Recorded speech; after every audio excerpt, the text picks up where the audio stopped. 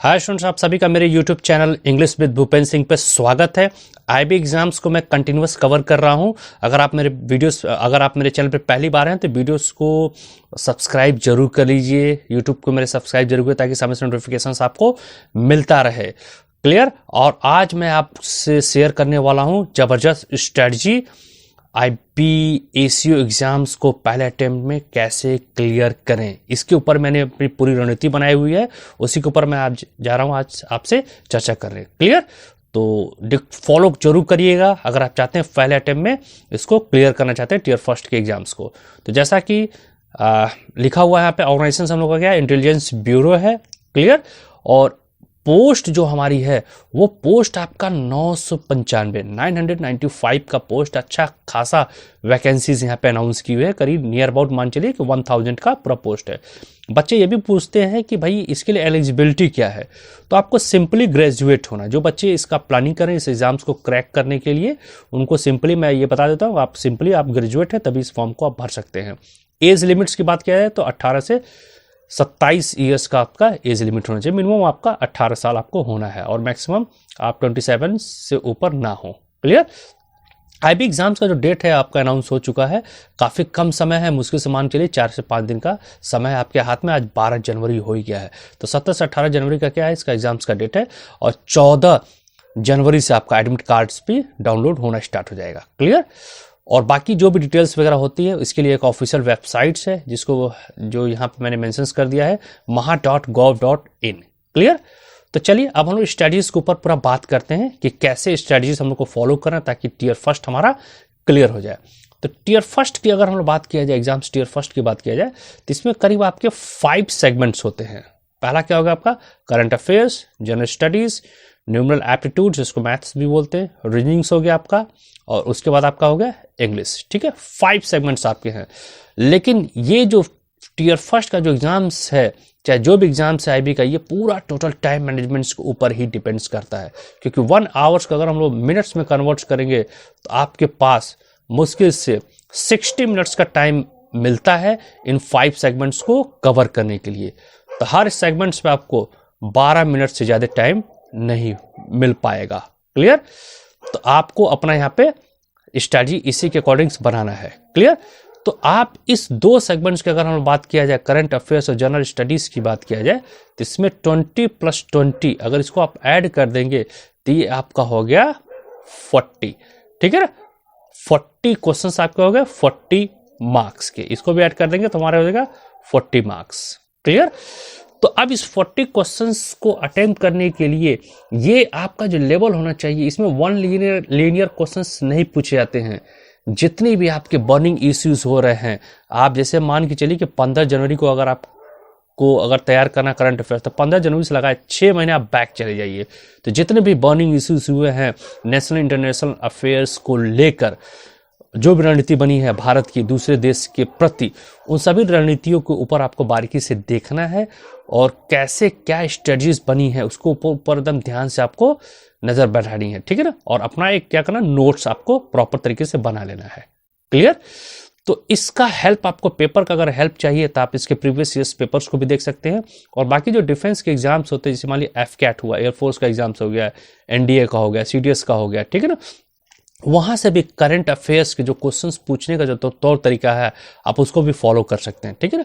Defence के questions थोड़े से इसमें रहते हैं करंट अफेयर्स में, जो भी अगर मान लीजिए कोई डिफेंस से रिलेटेड कोई इश्यूज है या कोई भी आपका अनाउंसमेंट्स हुआ है या गवर्नमेंट्स ने कोई भी बजट वगैरह पास किया है, उस सब चीज़ों के ऊपर थोड़ा सा ध्यान दे दीजिएगा। ठीक है ना। लक्षद्वीप और मालदीव को लेकर जो इश्यूज चल रहा है पूरा, ठीक है ना, मोदी जी जो प्रधानमंत्री, हम लोग के देश के प्रधानमंत्री हैं, जबरदस्त तरीके से ये मामला ट्रेंड कर रहा, पूरे भारतवासी एकजुट हो गए और मालदीव को जबरदस्त तरीके से उन्होंने क्या किया है, हम सभी भारतीयों ने क्या किया, जबरदस्त तरीके से मालदीव को क्या किया, बाइकॉट के थ्रू एकदम बता दिया कि अब आधुनिक भारत हो चुका है, पहले वाला भारत अब नहीं रह गया है। क्लियर। तो अब भारत की छवि जबरदस्त तरीके से वैश्विक स्तर पे भी जबरदस्त तरीके से बढ़ रही है। ठीक है ना। तो जो भी आपको चीज़ों को तैयार करना है उसको आपको अच्छे से पूरा देखना पड़ेगा। ठीक है ना, क्योंकि 1 लीनियर क्वेश्चन इसमें नहीं पूछे जाएंगे। ठीक है ना। तो आप इन दोनों को थोड़ा सा आपको अच्छा खासा इस पे वर्क करना पड़ेगा। क्लियर। रही बात न्यूमेरिकल एप्टीट्यूड्स मैथ्स की बात किया जाए, ओरिजिन्स की बात किया जाए, तो मान लीजिए इन दोनों को मिलाकर आपका क्या होगा 40 क्वेश्चंस। तो इसका जो लेवल होता है वो समझे 10th क्लास का ही लेवल होता है, ठीक है ना।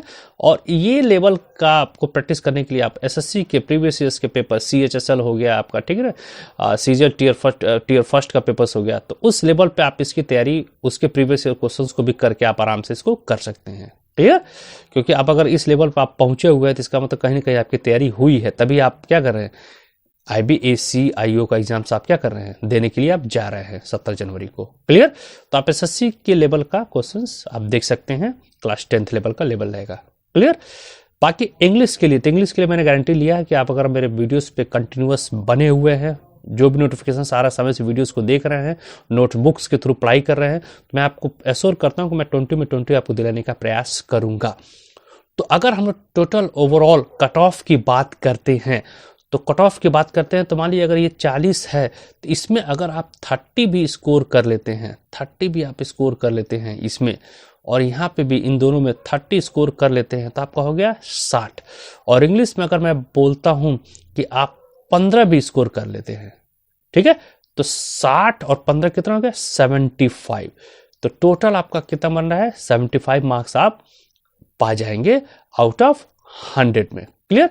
और जो कट ऑफ जो आपका जाएगा वो आपका 55 या 65 के बीच में ही रहेगा, ये सेफ स्कोर का कट ऑफ है, क्लियर। और आप कितना स्कोर किए हैं 75, तो आप 100% श्योर हैं कि आप टीयर फर्स्ट क्या एग्जाम्स क्लियर करेंगे, ठीक है। तो टोटल 100 क्वेश्चंस होते हैं और 100 मार्क्स के मार्क्स होते हैं, क्लियर। तो जैसे टीयर फर्स्ट आप क्लियर करते हैं तो आप बढ़ते हैं टीयर 2 के एग्जाम्स की तरफ, क्लियर। तो टीयर 2 एग्जाम्स में आपका मैं आसानी से पूरा ये आपका मैं पूरा कवर कर दूंगा, भले आप टीयर फर्स्ट को क्लियर करिए, ठीक है। तो इसमें एसे राइटिंग है जो 30 मार्क्स का होता है, बाकी उसके बाद इंग्लिश कॉम्प्रिहेंशन और प्रेसिस राइटिंग है। तो प्रेसिस का मतलब होता है कि मान लीजिए कोई पैसेज आपका दिया हुआ है 60 वर्ड्स का कोई पैसेज, तो इसका 1/3 कर देना ताकि सेंस भी ना बदले और आप इसको कंसाइज करके 1/3 में कर दिए, तो मतलब 200 वर्ड्स में इस पूरे 600 वर्ड्स के पैसेज को आप निपटा दीजिए। इसी कला को बोलते हैं प्रेसिस राइटिंग, ठीक है। तो इसमें भी मैं आपको पूरा एक्सपर्ट्स करूंगा पूरा, ठीक है। पहले आप टीयर फर्स्ट को निकालिए, ठीक है ना। इसके बाद जो अगला सेगमेंट जो आपका होता है वो आपका होता है इंटरव्यू का सेशंस। तो इंटरव्यू का जो सेशंस होता है ये आपका 100 मार्क्स का होता है, ये बड़ा इंपॉर्टेंट रोल भी प्ले करता है इंटरव्यू। और इंटरव्यू में आपको जब आप इंटरव्यू के लिए जाएंगे तो बापू धाम चाणक्यपुरी जो दिल्ली है वहाँ पे ही मैक्सिमम इंटरव्यूज वगैरह इसके होते हैं।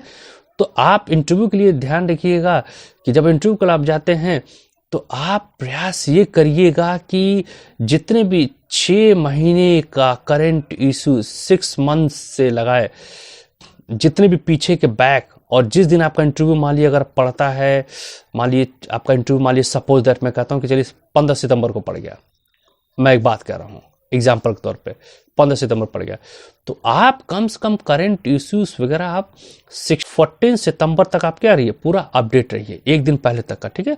और जिस दिन आपका इंटरव्यू उस दिन आप क्या करिए मेन हेडलाइंस को जरूर देख लिया करिए, पेपर्स वगैरह में क्या क्या मेन हेडलाइंस है उस दिन का, उसके बाद आप इंटरव्यू के लिए आप निकल लेते हैं आप, ठीक है ना। तो आपका जो फॉर्म भराया जाता है, जो फॉर्म आपसे भराया जाएगा वहां पे, उसमें जितने डिटेल्स होते हैं उसी के ऊपर आपके क्वेश्चंस पूछे जाते हैं, क्लियर। ये ध्यान रखिएगा पूरा। फॉर एग्जांपल्स के रूप में अगर मैं बात करूं इंटरव्यू में क्वेश्चंस पूछने का जो तरीका क्या रहेगा, मान लीजिए सपोज दैट मान लीजिए मोदी जी अपने जो प्राइम मिनिस्टर, अपने देश के प्राइम मिनिस्टर हैं मोदी सर, तो मान लीजिए अगर वो लक्षद्वीप और मालदीव के बीच में जो इश्यूज चल रहा है उसके बीच में आप जरूर देख लीजिएगा कि इसमें भारत का स्टैंड कैसा होना चाहिए, क्लियर। मालदीव का क्या है स्टैंड, ठीक है ना, इसके ऊपर एकदम बारीकी से नजर दिखना है, गड़ा के रखना है पूरा, ठीक है ना। चीन का इन्वॉल्वमेंट्स क्या है इन दोनों के बीच में, ठीक है ना। भारत की रणनीति क्या हो सकती है मालदीव को लेकर, क्लियर। तो इन सभी चीजों के बारे में आपको पैनी नजर बना के रखनी है पूरा। आपसे ये भी क्वेश्चन पूछ सकता है कि मान लीजिए 12 जनवरी को अगर प्राण प्रतिष्ठा का समय डिसाइड किया गया है अपने प्रभु श्री राम जी के लिए, तो 22 जनवरी का ही डेट क्यों चुना गया है, इससे भी आपके क्वेश्चंस पे पूछे जा सकते हैं, क्लियर। तो हर जो भी करंट अफेयर्स आपसे पूछे जाएंगे तो वन लीनियर टाइप के नहीं पूछे जाएंगे, उसके पीछे आपका लॉजिकल तर्क भी वो जानने का प्रयास करेंगे। और जो भी आप फॉर्म में भरेंगे उसके ऊपर आप अच्छा खासा वर्क जरूर करिएगा। जो भी डिटेल्स आपके डॉक्यूमेंट्स में है, जो भी डिटेल्स आप भरने वाले इंटरव्यू में, उसके ऊपर पहले रिहर्सल जरूर 2-3 दिन कर लीजिएगा अच्छे से, क्लियर, ताकि जब इंटरव्यू सेशंस में आप पहुंचे तो उन डिटेल्स को आप भरें तो उस पर क्या जवाब देना वो सब चीज़ आपके दिमाग में पहले से हो, ठीक है ना। बाकी करंट अफेयर्स पे आप अच्छे से बारीकी से मेहनत करिएगा। अगर आप इस रणनीति के हिसाब से चलते हैं तो मैं 100% आपको इश्योर करता हूं कि जो 4 से 5 दिन का जो टारगेट हम लोग रखे हुए हैं, 4 से 5 डेज का, ठीक है ना, आप इसमें बेहतर से बेहतर स्कोर करेंगे। और जो कट ऑफ मैंने बताया कि 55 से 65 के अराउंड रहेगा, आप इजीली तरीके से उसको अचीव कर लेंगे आप, क्लियर। तो टीयर फर्स्ट जैसे क्लियर करेंगे आपको अच्छा खासा समय मिल जाएगा, टीयर 2 की तैयारी हम लोग जबरदस्त तरीके से कर लिया जाएगा, उसमें कहीं कोई दिक्कत नहीं होगा, क्लियर।